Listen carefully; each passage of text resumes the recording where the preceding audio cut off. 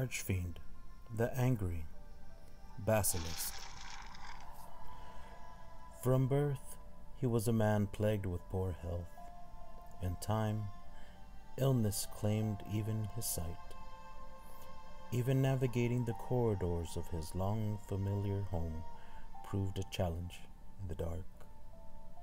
His days became an exhausting struggle to own his remaining senses. The man's hearing, in particular, improved prodigiously. Total, desperate dependence, it seems, is a far greater teacher than any who enjoy the gift of sight can fathom.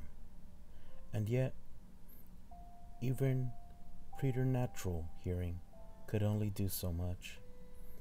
The man's life remained a difficult one, unable to shoulder the burden of his care alone. His parents petitioned their fellow villagers for aid. All who were asked begged off from the onerous task, all to save one woman. Like the man, this woman scarcely left her home, though it was deep insecurity about her appearance that kept her housebound. The selfless care she offered the man was exemplary.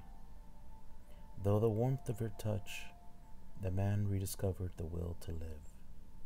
As if feeding on this newfound joy, his body began a miraculous recovery. The woman, too, was healed by her relationship with the man.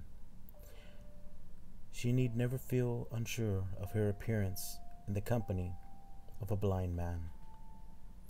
As the months passed, the former shut-ins began to spend more and more time out in the world. Their affections grew into a deep, abiding love. One day, the man gave voice to a burgeoning hope of his. "Perhaps the day will come when I'll be able to look upon your face, my love." In truth, patches of light had already begun to pierce the darkness covering the man's convalescing eyes. That optimistic comment saw the woman's face twist into a horrific grimace. And there the man's recovery ended. Instead, his health began to deteriorate at a frightening pace. His days were racked with pain. Light forever left his eyes. And now, even his nose was perpetually stopped.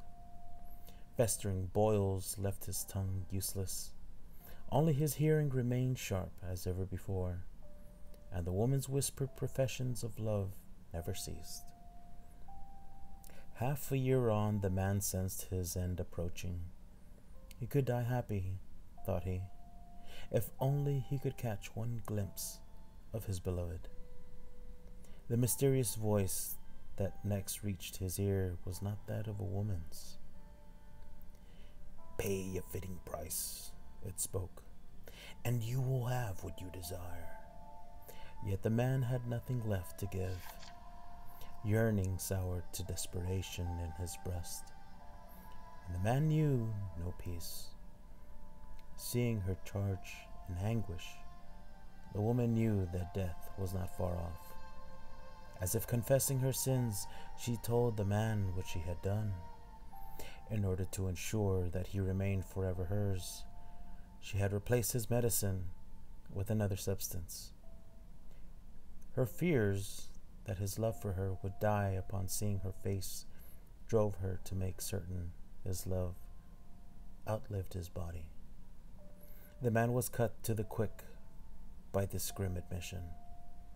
His doting nurse, his beloved, had done him harm to secure his love. How could she ever think that sight could quench his love for her? It was not her appearance he had come to love, but her selfless, caring soul. As his desperation reached its peak, he knew he had found his sacrifice. He gave her gladly. The man's form warped and shifted into something hideous. His keen ears grew into wings, carrying him aloft. His belly split at the sternum, and from within him a giant eye peered out. It was an organ crafted from the viscera putrefied by the woman's poisons. The first sight to grace his new-born eye was that of his former love, writhing in the final agonizing throes of death.